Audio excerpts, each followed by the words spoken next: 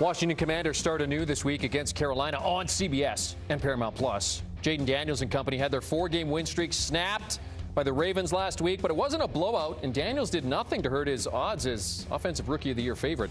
But who are these Commanders at this point? Head coach Dan Quinn says they're trying to figure that out. You need to be in these hard matches that suck and you're pissed at the end because you didn't make the play that you needed to make. But that's what an identity is all about. They're not formed like when you're rolling. You know, they're formed in these tough, close games. And we're going to be a lot of close games this season. And I want us to feel like, hey, man, we're down for that fight. And when it gets close, like that's where we're in our element. And we got to be in those ones. And we took an L yesterday in a close environment. And we got to learn from it. All right, so let's discuss these Commanders with the man on the call for their game this weekend against the Panthers, our Charles Davis. Charles, these are not the Commanders we're used to seeing. This team is actually good, sitting atop the NFC East at 4-2. You heard Dan Quinn there. They're still trying to figure themselves out. Through 6 games, who are these Commanders under Dan Quinn to you? I will tell you exactly who he expects them to be before the season is over. A really enthusiastic bunch that's going to get after it each and every day. They're going to go through these bumps and come out harder on the other side. They're the type of group that DQ is going to show them the night before a big game, a big fight that has happened in the past, a Hagler Hearns, right? A Leonard Duran. He's going to show them a UFC battle. He wants to show them somebody who gets up off the deck and goes and plays. They're also going to be so enthusiastic, they're going to make a lot of errors along the way. But as they rein it in and learn his system, guess what? It starts to really manifest itself in a big way and in a great way. And last but not least, Jeremy. They've got a quarterback that the entire team is going to believe in and follow.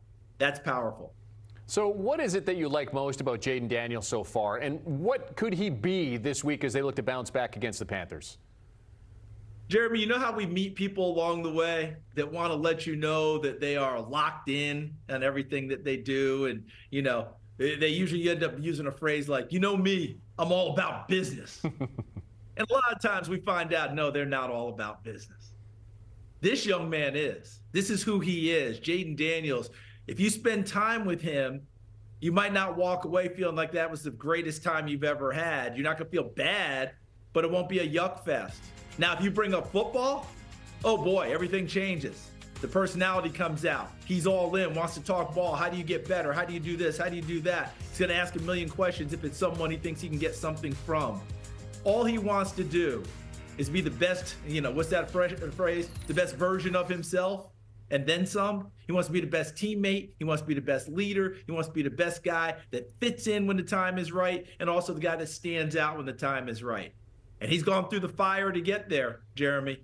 All right? It wasn't easy with Arizona State transferring to LSU. Have you ever watched college football and seen Brian Kelly coach his quarterbacks?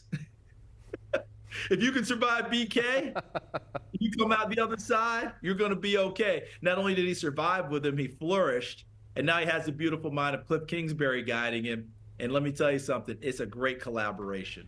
He is a favorite for Offensive Rookie of the Year at -190. But, Charles, in terms of his game, I mean, there are tons of positives. As mentioned, I mean, he's had one of the best 6-game starts to a career in the NFL of any quarterback in history. But is there one or two things that you still need to see from him in terms of things that he needs to work on and improve to advance himself to that next level?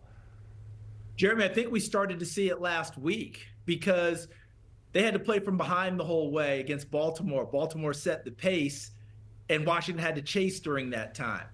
The stats at the end of the day weren't the greatest stats you've ever seen, and he's had a couple of those ball games where maybe he's not throwing it at nearly an 80% clip, more like a 55% clip, which is low in today's standards, but he made the big plays when it was time to make the big plays. And I think you and I have talked about this before. That's how I tend to judge whether a quarterback has a chance for greatness. It's not the days that they're 27 of 30 for 4 touchdowns and no picks. That's a great day.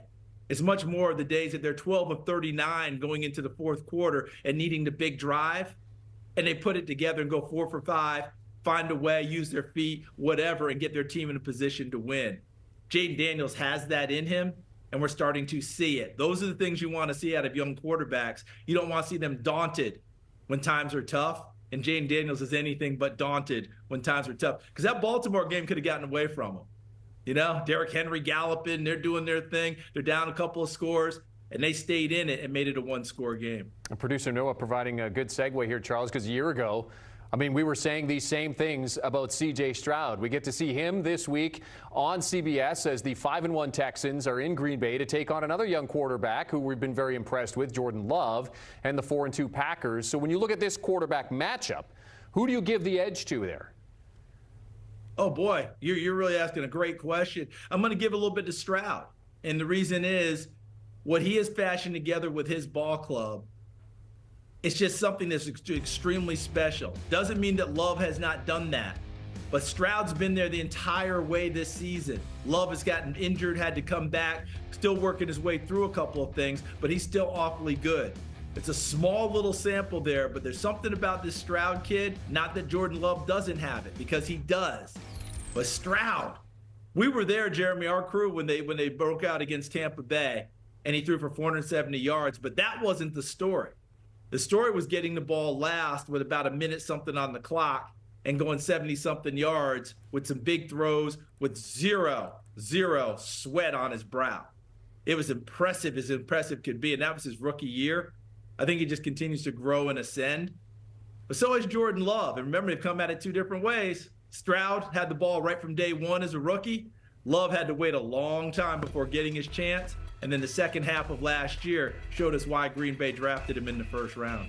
That game part of the 1 o'clock window, the NFL on CBS this Sunday. Charles, earlier in the show, we were talking about revenge factors in some of the games that are coming up this week. Saquon Barkley, the Philadelphia Eagles going to New York to take on the Giants, some revenge there.